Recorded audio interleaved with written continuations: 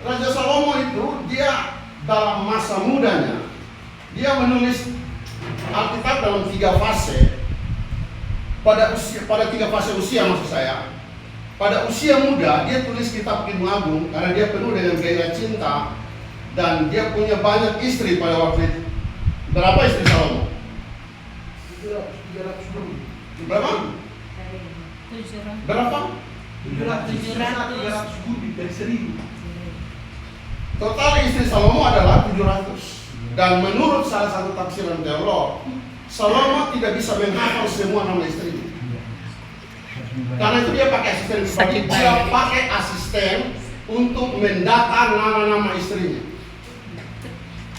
Karena kalau dia teriak Marta, ada 5 yang nama Marta, semua menyaut. Karena itu pakai nomor. Jadi kalau dia butuh yang 90, dia tinggal teriak 90, 300, 50, pakai nomor.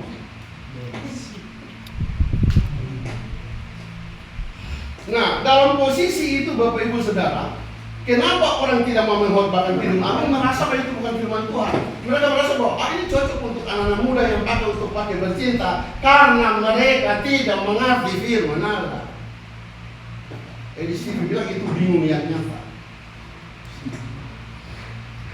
Baca firman ini, begini saudara, Tuhan digambarkan, dianalogikan, Salomo itu adalah analoginya Bapa kita di surga.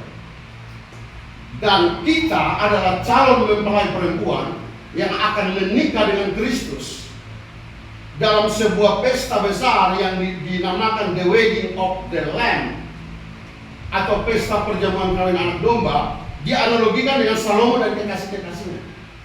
Karena gereja adalah istri Tuhan, makanya Tuhan itu cemburu sekali kalau orang itu sudah datang pada Tuhan kemudian berbalik lagi dari Tuhan. Makanya Kidung Agung ini menjadi sebuah kidung biasa saja. Artinya, itu bukan firman Tuhan.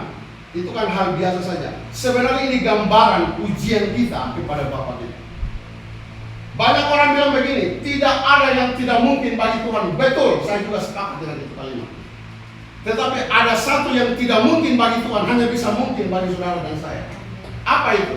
Tuhan tidak mungkin memuji dirinya sendiri. Tuhan tidak mungkin menyembah dirinya sendiri. Makanya dia butuh saudara dan saya. Yang mungkin melakukan itu hanya Anda dan saya. Seperti yang kita lakukan di awal ibadah tadi. Katakan amin. Karena itu ibadah ini bukan show, bukan pertunjukan. Saudara lihat siapa yang khotbah, siapa yang bikin pujian, siapa yang main musik. Ibadah itu celebrate, ibadah itu perayaan, ekspresi sukacita karena orang-orang itu sudah ditebus dan diselamatkan. Kita ini tidak ada benarnya, saudara. Tadi malam saya khotbah di Sion buku juga saya ngomong seperti itu. Tidak ada benarnya kita ini. Saya kasih contoh ya, saudara, kekasih dalam Tuhan. Waktu tulah di Mesir,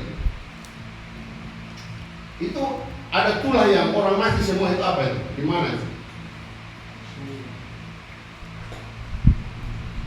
Ada satu tulah yang terjadi ratap tangis di Mesir, itu tulah apa namanya? Kematian anak-anak sulung. Nah, di situ ada rumah yang kayak kotak begini. Lalu Tuhan bilang begini, kamu taruh darah di pintu supaya malaikat maut datang, kamu aman.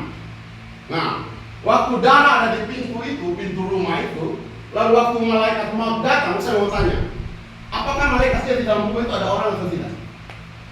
Lihat tanda darah. Ada atau tidak? Malaikat maut tidak peduli ada berapa orang dalam itu rumah. Yang dia lihat cuma darah itu. Kalau ada darah semua dalam rumah itu sama. Waktu saya dan saudara jatuh dalam dosa, tidak ada yang bisa menghubungkan kita dengan Bapa. Kita sudah terpisah jauh. Tidak ada jalan pulang, saudara. Waktu salib itu berdiri dan waktu darah Yesus dicurahkan, pertanyaannya apakah Bapa melihat bahwa ada kita di situ atau tidak? Bapa tidak peduli ada berapa banyak orang di situ. Yang dia lihat darah anaknya.